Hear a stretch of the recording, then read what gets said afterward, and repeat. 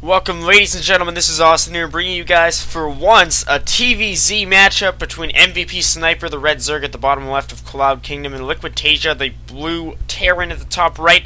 I know I brought you a lot of TaeJa games recently. Well, let's just say that Terran players are a dying breed right now in the current metagame of professional StarCraft 2, and this particular match is from IPL 5, for which the replays have only been released in a Razor Replay Pack of the Week format, which includes only Liquid players and their opponents from this tournament. So there was some C games against Naniwa, but I had just brought you guys a PVT, so I felt like digging into this supposedly exciting matchup between the reigning GSL champion Sniper, who was able to trounce Hyun 4-3 the same weekend as IPL 5 in an epic finals, and TaeJa, of course, Team Liquid's, I would argue, former ace. It seems as though Heroes kind of stepped up his game recently and taken the crown of Liquid. But TaeJa, do not get me wrong, is not lacking in ability. Entering this game, the series was tied 1-1. This is from the losers bracket round 5 of IPL 5, so do or die for both of these players. The GSL champions, soon to be champion. I don't think Sniper had won it by this point. Personally, in that finals, I was rooting for Hyun. I just felt that he's been pro gaming for something like 6 years. He's now 24. He played in Brood War, and I felt it would be interesting to see a player who's been fighting for a long time for this one goal, who's risen from the ranks of a weekly tournament champion and a fight club champion to a GSL champion, and with continued effort. But I have to give credit to Sniper. He was phenomenal in that series, so as much as I would have preferred Hyun to win, Sniper came out of the blue and just sees some glory. He's played for a good couple of years himself, at least a year as far as I can remember. TaeJa is going for a 14cc kind of build, while Sniper expanding on his own. No spawning pool in sight, so we should not be... Oh, now there is a spawning pool. There should not be too much cheesy play in Sniper's future. Now, I personally wondered when watching this tournament, is Sniper still able to perform at complete capacity in something like IPL 5 when he's I'm going to assume, so very focused on his upcoming GSL match? I just wonder, attempting to put myself in the shoes of this phenomenal pro gamer, how can you play in IPL 5 and succeed? I don't know if he's going to succeed in this match. I honestly don't even know the result, but still manage to end up winning your GSL championship. It's obviously a lot of stress.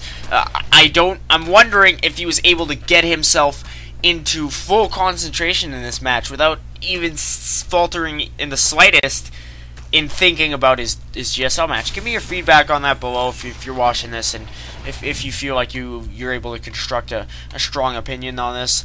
TaeJa is now morphing 2 orbital commands at the same time. One of them will shortly finish and likely be lifted off and landed at his natural. Sniper just getting himself naturated and droning up. That's the key skill of a Zerg player in TvZ in the early game, or shall I say ZVT. They need to be able to make educated decisions as to whether they should morph drones out of their larva or attacking units. That could be the difference maker if your opponent's going for an early all-in. Doesn't seem like TaeJa has any such plans. He's a powerful macro player in the late game this summer. As I mentioned in his past replay against Hero, he was on fire, winning a multitude of lands.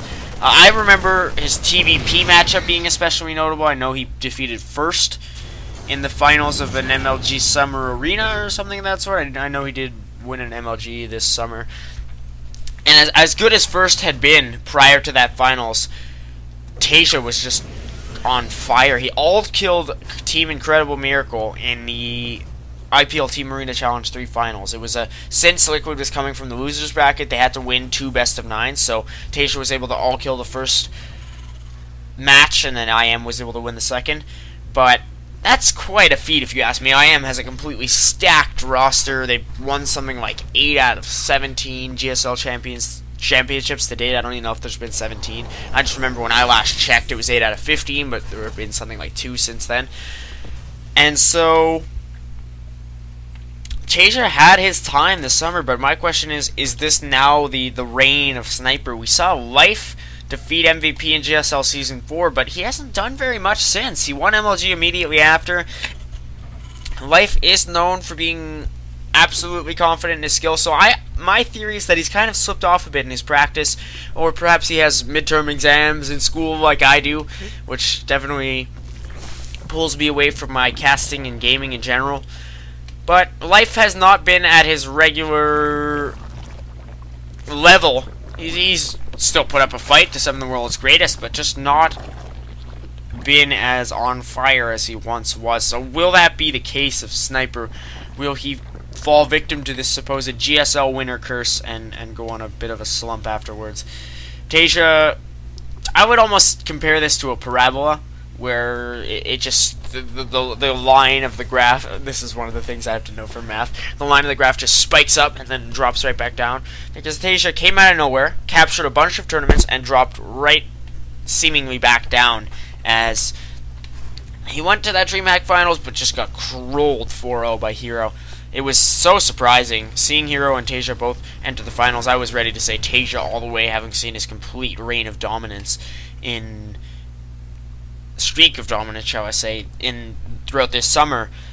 And yet Hero comes out with the 4-0. Is that Hero being on fire, or is that TaeJa on a little bit of a cold streak? We will have to see, but our Blue Terran player is preparing to strike with 6 Hellions near his opponent's natural location. Sniper knows of this. He has a nice little choke point created by 2 evolution chambers.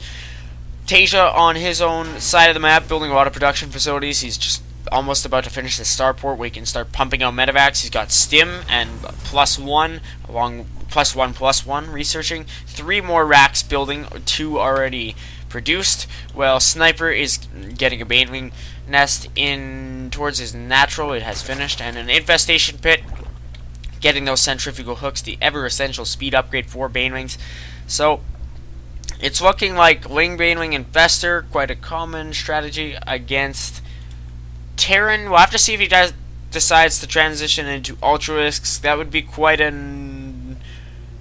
dumb idea in my opinion, but some players like to go. It is a fairly nice composition, Infestor, Ultra, Ling, Baneling, but without beating around the bush, he should feasibly try to tech up straight to Hive and build some Broodlords. Now, very nice surround there from Sniper, able to destroy all of TaeJa's Hellions. That's a little bit of a slip up in micro from our Blue Terran player, who's now established a 3rd base and is building a bunker at it. But as I mentioned before, the Broodlord Infestor combination is just so deadly in any matchup. Even with the fungal growth range nerf, it's still so powerful in ZVT and ZVP late game. The whole Protoss side of ZVP relies on Vortex, Terran, its Viking count, and Viking positioning. If you clump them up for just a second and they're able to get a good fungal off, you are done for, and as long as the Zerg keeps a reasonable Corruptor count, the game is over. TaeJa is now getting his Siege Tech, pumping out 2 medevacs at a time and an Armory, while Sniper just focusing on some Tier 1 units for now, with a lot of Zerglings on the field and a handful of Banelings morphing. His speed upgrade has finished. He is going to get Burrow. We'll have to see if he's able to execute any burrowed Baneling bombs. Very nice intercepting a drop here for Sniper. TaeJa building 1 Viking, likely just to gain some air dominance. Sniper had researched pathogen glands, and so he's now building, he just built an Infestor. He's getting his 2/2 upgrades, 2 melee attack, and his 2 Carapace, while TaeJa getting 2/2 of his own, and a missile turret over at his natural location, perhaps predicting mutas, or maybe he has some way of knowing that his opponent has gotten Burrow. We'll have to check TaeJa's vision real quick before there's a major engage.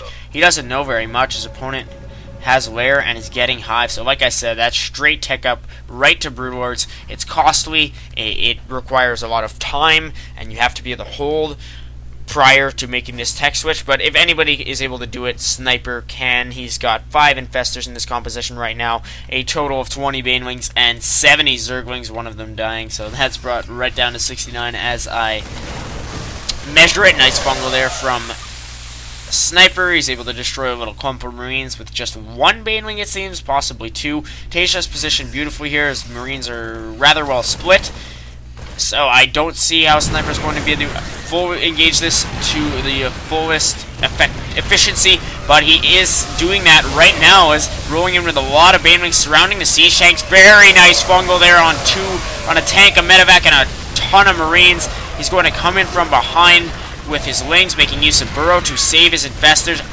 Brilliantly played there from Sniper. And there's the Infestors popping up with another clutch fungal. Sniper just rolling TaeJa so far. He was able to throw out a bunch of infested Terrans. How many workers killed? 12 so far from MVP Sniper. He is really playing like an MVP or even like the legend MVP, except MVP is a Terran player, of course, can't really compare. Though TaeJa wishes he was playing like MVP right now because Sniper destroyed him in that engage. He was able to force him out of his third base. This orbital command just lifting off uselessly right now. Sniper is just laughing like, oh, I'm so far ahead, I can get an Ultralisk Cavern just to troll you, because I know Ultras are a terrible choice in the late game. They clump up, they die so easily, they cost so much, but I'm just going to do it anyway. Sniper also getting a Spire. He's getting his Adrenal Glands. 2-2 about to finish. So is TaeJa's, though. TaeJa also getting his Vehicle Weapons level 1.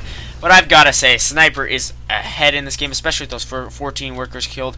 Does he? I think he might have a burrowed Infestor somewhere. I heard tanks shooting. They might be trying to kill off some infested Terrans. Here's TaeJa trying to move out with one medevac filled with a small contingent of 6 Marines. Not sure how this is going to go down for him, as it's only at 47 health. I think one fungal would be able to take it out. TaeJa going to have to be very careful with how he goes about making this attack at his... Maybe he'll try to deny his opponent's 5th base. Sniper already up at 5 bases and disallowing his opponent to even mine off of 3. Look at this Zerg ball of primarily Zerglings, Banelings, and Infestors. The time has proven this composition to be very solid, but as soon as Broodlords are out on the field and Ultralisks, as much as they may not be too great, Sniper will be virtually unbeatable. TaeJa has a low Marauder count, so I'm kind of over-exaggerating and saying Ultras are useless, because they force your opponent to make a full-out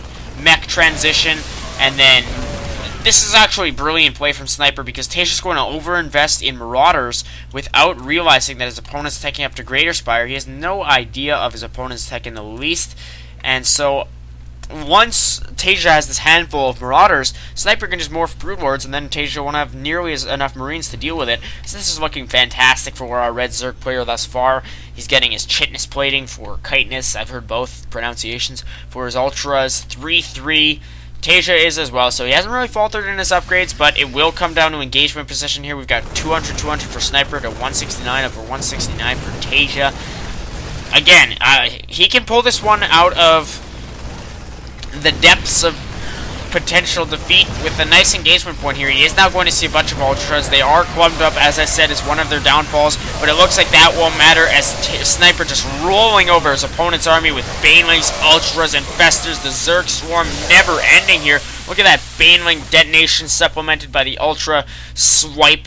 Fantastically done there from Sniper, and it looks like he's just going to march into his opponent's natural location almost unopposed. The remaining siege tanks trying to fend off against these Ultras, but the armored biological massive units with 500 health, 4 armor, and about to get 5 armor are absorb so very many shots before finally falling to their adversaries. Look at this Ultra, so resilient, alive with just 28 health. 1 siege tank shot would see to that one, but Sniper able to keep it alive for now. He is very shortly going to get his 5 armor. There's 5 armor and 3 weapons. It looks like Sniper is going to be able to take this game. His main force of Ultras is just going to decompose in a bunch of biomass there, to be swallowed up by the soil, even though there's no soil here on Cloud Kingdom. Sniper supplies way, way farther ahead than his opponent, and it seems as though he's just kind of massing up his forces before he pushes in for that final definitive assault. TaeJa stuck on 2 bases still. This orbital command is burning. He's going to have to move all of his forces just to deal with this 1 Ultra, but he'll be able to snipe it. Yet Sniper moves in with his Lings, just trying to find a good engagement position. This moment right now, not looking very good at all for TaeJa. I've got to say, he played it fairly well. Really, his downfall was in his engagement position up on this little plateau when Sniper had Infestor, Baneling, Ling. Sniper hasn't even had to get Brood Wards. He's just now getting them, and he's so very far ahead in this game. So as much as I do feel that Brood Ward Infestor is overpowered, sometimes if a Zerg outplays you before then and is able to get this insane map control, creep spread, and number of bases, then they are virtually undefeatable. And it seems as though TaeJa will soon have to come to grips with this fact as Sniper overwhelms him with Lings and Broodlings. Now, TaeJa's supplies have dwindled underneath 100 Marines, so very ineffective against this Zerg death ball of Ultras, just AoEing them to death. Look at these amazing creatures, the shredding Marines. TaeJa calls the GG and is eliminated from the IPL 5 main tournament. Sniper moves on. Thanks, guys. I'll catch you next time. Hope you enjoy.